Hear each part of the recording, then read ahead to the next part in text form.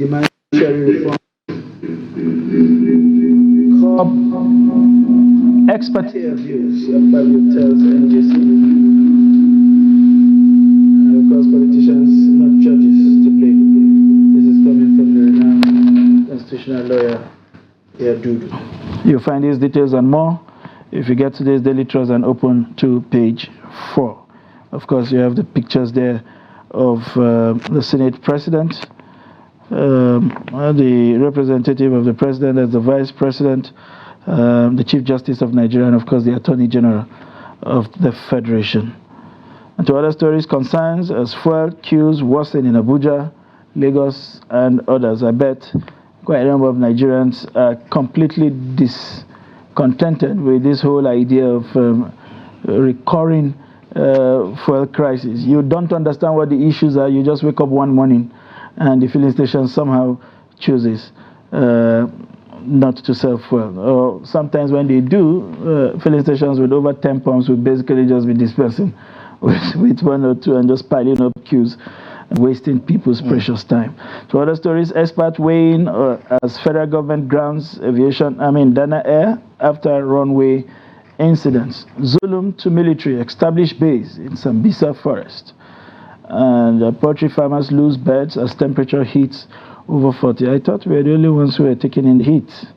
Well, it's everywhere. Well, varsity workers demand 350,000 minimum wage.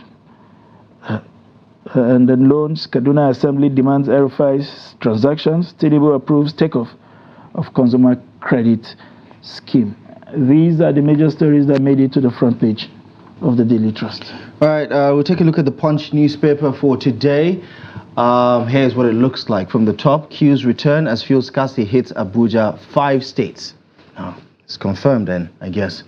35 oil firms face probe over environmental pollution. In other news, delayed justice, National Assembly demand judicial reform or reforms. All right, let's talk about one person who perhaps made Nigeria proud recently, and that is Tunde Onakoya. He says, I sneezed blood 2 days before chess marathon began. Okay. I'm sure Punch could have, picked so many other, positive things to say about that interview.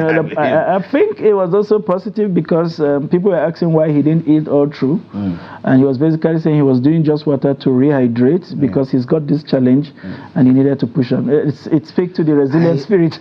I want to say I'm a chess enthusiast, but I still haven't figured it out yet. But I love, the intellectual, capacity of people who are very good chess players, because it really takes a lot of thinking. But congratulations to him on that feat. And to us. Did they confirm the record? It takes some verification, but okay. I think it's good to say. Give it to him. I'm happy that it's something actually more meaningful than all the other silly records that we're trying to break. But the big story, and this is not something you will get several people wanting to replicate, as we did with the cookathon. The big story on the Punch: consumers lament as food prices rise 30% in 8 states. Beans, gari, semo, others rise by 30% despite currency gain. I think the currency gain is over for now, at least. We're seeing somewhat of a different trajectory over the past few days, but I don't know whether it's going to take forever for that to continue happening. 500,000 households to get Lagos palliatives, Sanwo-Olu says, and there's a lot more on that particular story.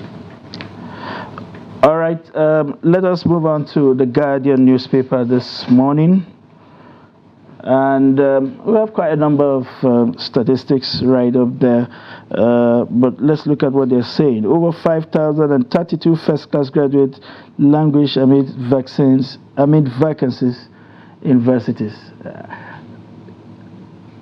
I noticed a number of things, including my alma mater. It basically, the lecturers who are going out, replacing themselves with their kids and their wives. And I know all of us were told stories of how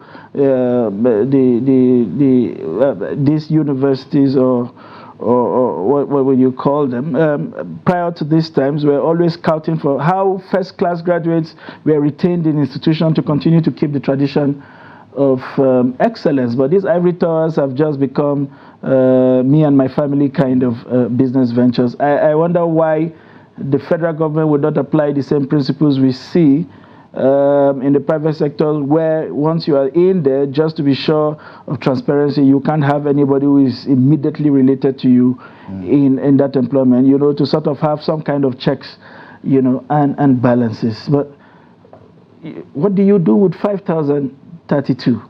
How do you continue to inspire the next generation to push for excellence if those who have done it before can just find no employment anywhere in this country? Nobody wants them. You want people who know people. And that's what we're seeing. From the University of Lagos, it's sort of ranked the highest with about 281 of them. And then another 241 from the University of Ibadan. I mean, these are some of the finest of schools that we have. And the University of Benin is also there with 282, and the Federal University of Akure with another 206. And these are not the private universities, for instance, where we see these first-class graduates roll out in their numbers. These are places where people burn the night candles to pick these qualifications. And we'll take one more before we move into the analysis. Here we have EFCC withdraws appeal against order restraining Yaya Bello's arrest. And aviators fault interference as FG grounds air operations. These are Dana Air operations. These are some of the stories that made it to the front page. We now have joining us in the studio, as always, the editor-in-chief of Deadline newspaper, Malan Nasrullah. It's a pleasure to have you join us. Every time I come to the Malan part, I'm not sure what to say. But for rhythmical purposes, the Malan sort of flows. I think it sticks. It does, right? Yeah, and that's it. Welcome to the studio once again. Thank you very much. So many issues making it to the front page, but the conversation yesterday with the CJN, it's one that would stick. Little wonder why Daily Trust have it as the major. I mean, everybody seems to be shifting blames. People who have benefited from ex parte motions are the ones now calling for it to be scrapped. And Yadudu is saying politicians, of course, are to blame. What did you make of some of the submissions that were put out yesterday? Well, it clearly shows that we all have a role in the current mess. You know that the judicial system is in Nigeria. The politicians have their own share of the blame. The judges have their own share. Everybody in the system, we all have our own, fair share of the blame. I like what Yadudu said, the fact that judges are granting these ex parte motions without showing reasons why they have to do that, because something that had no implication on the lives of people, because the whole idea of the ex parte is to make sure that people can have a leeway before the actual determination of a case, so that those who have life-threatening cases, can be attended to and things like that. And just like the Senate President, said, even though so many people have argued, he is one of the beneficiaries of all this ex parte that he is now complaining about. They are mostly giving it out to politicians, and politicians, whether they are right or wrong, they will come to the judges looking for all these ex parte orders. But it's left to the judges, to insist on their own independence. I know some will say when money is involved, you find it difficult sometimes to maintain your principle. But honestly, I don't think that's something that we should also have, with regards to our judges. Do you think the political leadership, as well as the stakeholders, are having an honest conversation about these reforms that we're talking about, or is this just another opportunity to lip service? Well, it has always been the case. This is not the first time that we'll be talking about judicial reforms and all the good things that we need to say. we'll say them. But you know, the biggest problem for me is the fact that those who are like find themselves on the other side of you know, the judicial system, maybe when they are looking for justice, you know, they want to see an effective judicial system. But when they are trying to like run away from one of their, you know, acts, you know, they look for all the ways you can think of.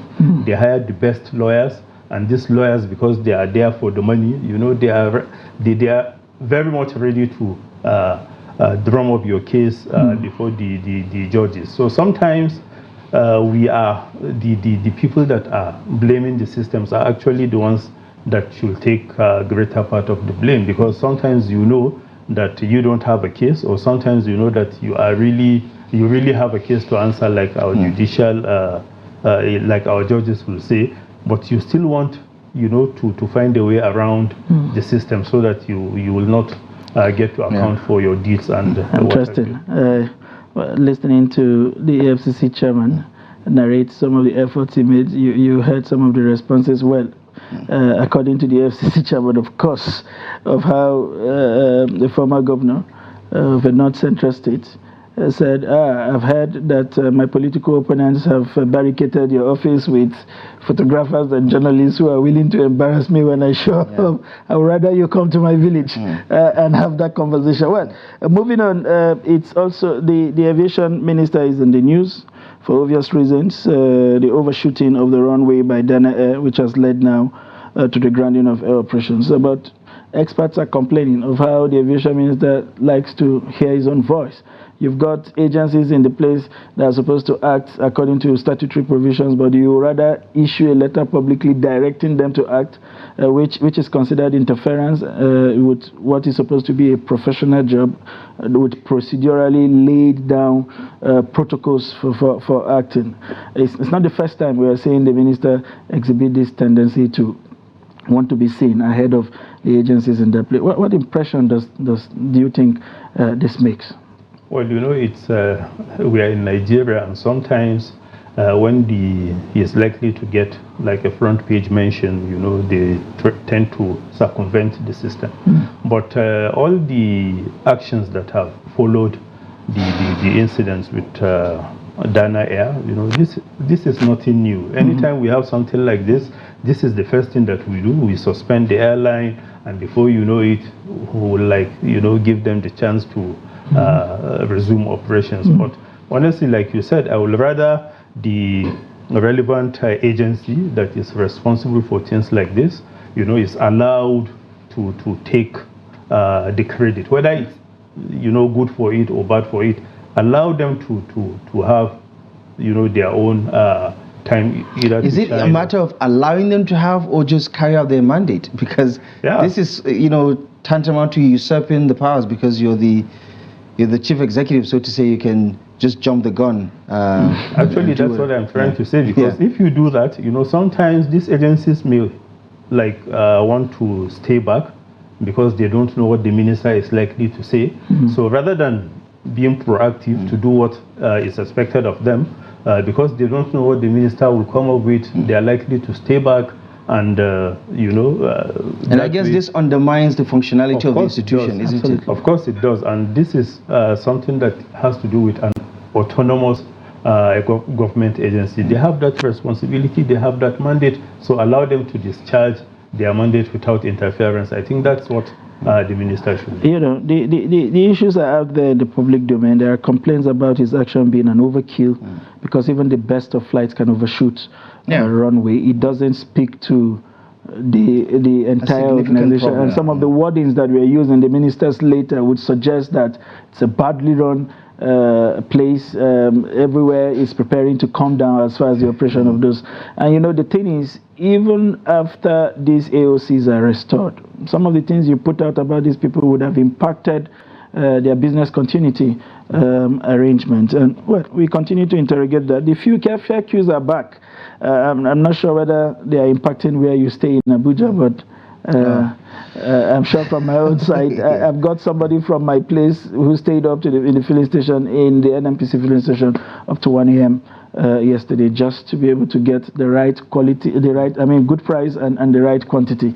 But the marketers are saying there are rumors here and there of a likely reduction in prices. Nobody wants to go get the product, and then you come back and there's a price reduction, and you start battling the Consumer Protection Council, who then come and seal up your places for violating. What do you make of all of these repeated fuel queues that we see here and there?